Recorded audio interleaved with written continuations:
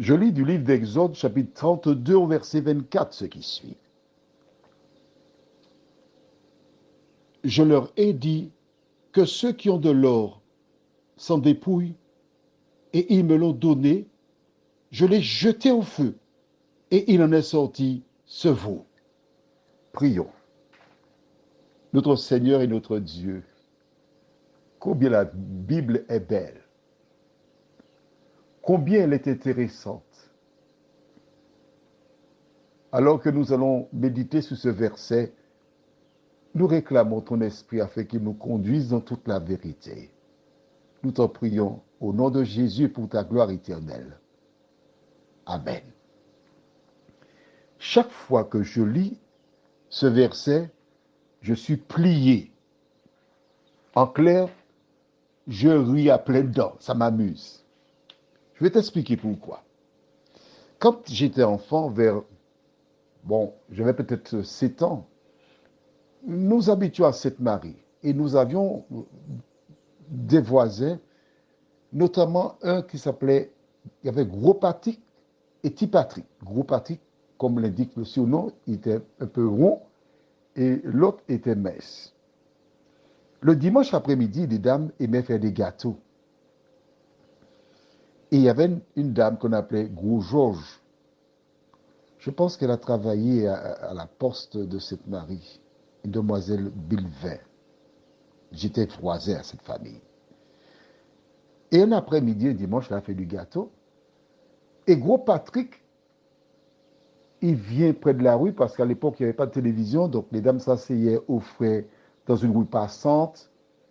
Et Gros Patrick vient lui dire, gros, il bégaye, il dit, gros, Georges, il n'y a un ravet qui a mangé un dit dans le gâteau là. Gros Georges, il y a un ravet qui mange dans ton gâteau. Elle a pris un bâton, elle a dit, mon cavini, j'arrive. Mais il était plus jeune que moi. J'avais déjà compris ce qui s'était passé. Et je l'entends qui lui pose la question, où elle le ravet? Et elle voit un trou dans le gâteau. Il partit. Et elle a commencé à lui donner une fessée.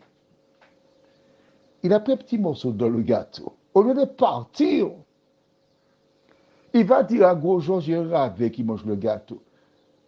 On ne peut pas couillonner un adulte. Et voici Aaron qui fait la même chose. C'est pourquoi ça m'amuse. Qu'est-ce qu'il dit à Moïse? J'aurais demandé l'or, j'ai jeté l'or dans le feu, floup. Et une fois que l'or est arrivé dans le feu, le veau est sorti du feu. Et il est sérieux. Il pense qu'en présentant cet argument à Moïse, qu'il va le convaincre. Que s'est-il passé? Pour celles qui ont oublié, nous lisons le même chapitre 32 et au verset 3.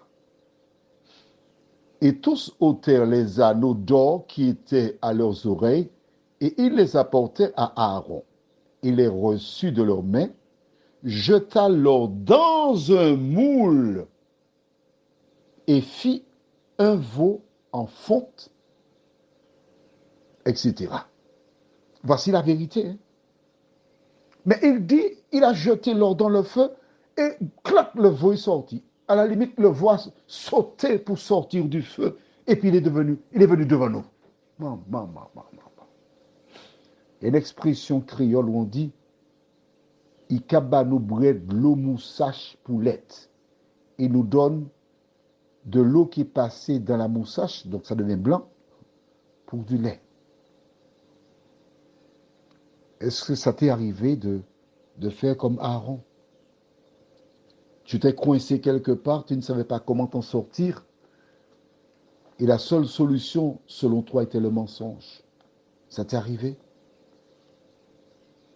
Est-ce que tu vis encore dans le mensonge? Est-ce que les enfants qui portent le nom du monsieur que tu as épousé, et tu sais que ce n'est pas lui le père, tu vis encore dans le mensonge? Alors appelle-moi. Envoie-moi un message WhatsApp. Mais dans tous les cas, tu ne peux pas continuer à vivre dans le mensonge. Prions. Notre Seigneur et notre Dieu,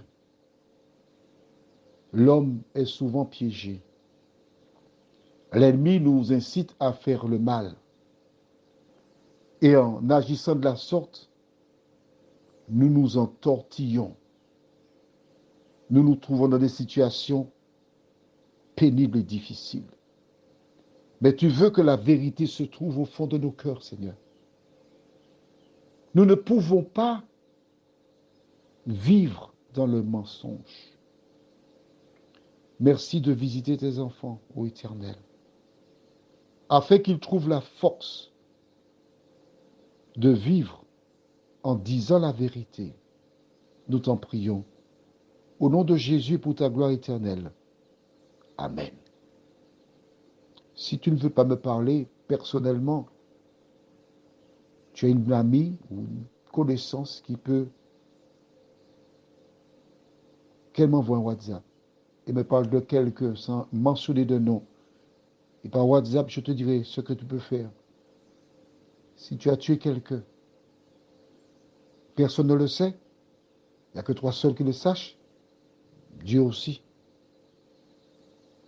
Je te dirai ce que tu as à faire. Mais dans tous les cas, tu dois te repentir. Tu dois reconnaître tes erreurs.